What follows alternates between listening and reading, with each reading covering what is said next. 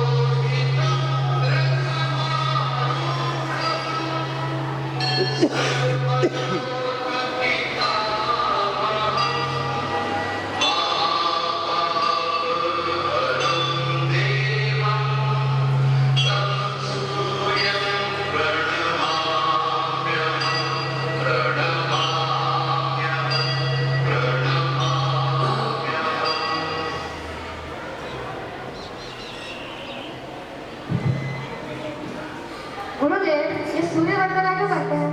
सूर्य वंदना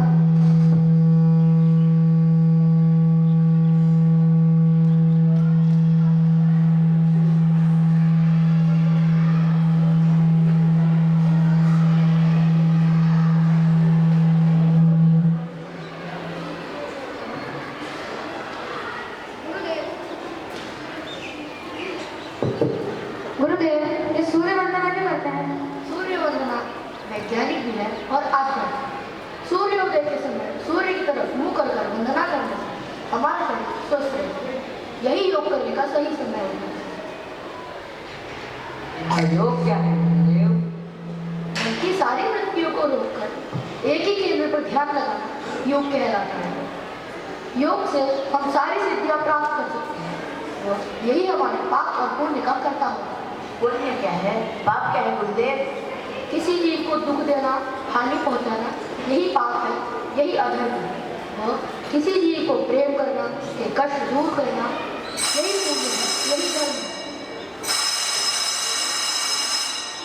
इन्हीं सबसे घिरा हुआ जीव एक योनि से दूसरी योनि में जन्म लेता है, मरता है, फिर जन्म लेता है। जन्म क्या है और मृत्यु, यह मृत्यु क्या है गुरुदेव? एक शरीर से दूसरे शरीर के अंदर जाना, यही जन्म लेता है और उस शरीर को छोड़कर चले जाना, यही मृत्यु कहलाता है। इसका अंत कब है गुरुदेव? इसका अर्थ केवल मुक्ति में, और मनुष्य मुक्ति तभी पा सकता है तब वो पाप और पुण्य से परे हो। परंतु गुरुदेव, जब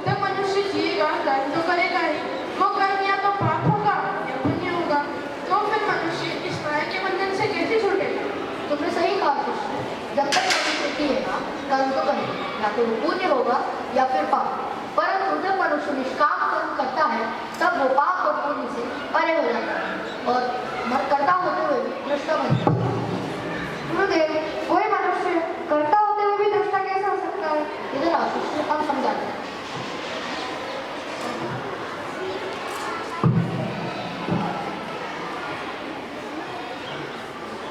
गुरु वशिष्ठ नाम के गुरुकुल में शिक्षा देते हैं। उनके पास बहुत सारे छात्र शिक्षा लेने आते हैं। उनको अहंकार था कि मैं इन सब में सबसे बड़ा ज्ञानी हूँ और मैं इन सबको शिक्षा देता हूँ। गुरुदेव, ये तो अच्छी बात है, विद्यादान का सबसे बड़ा दान होता है। तुमने सही कहा, विद्यादान सबसे बड़ा दान होता है जब तक उनमें अहंकार हो। अगर उनमें अहंकार आ गया तो विद्यादान कैसा दान है? देखिए गुरुदेव, वो सब रह रहे हैं। छात्रों बैठ जाओ।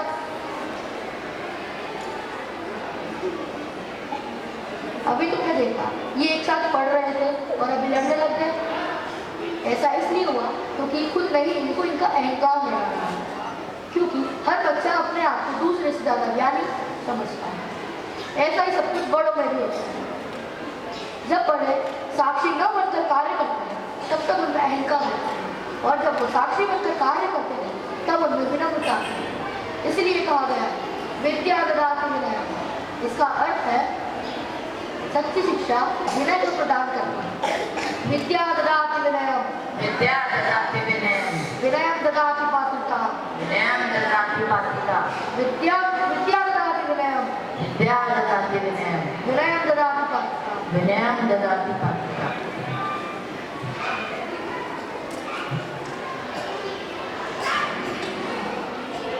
विद्या ददाति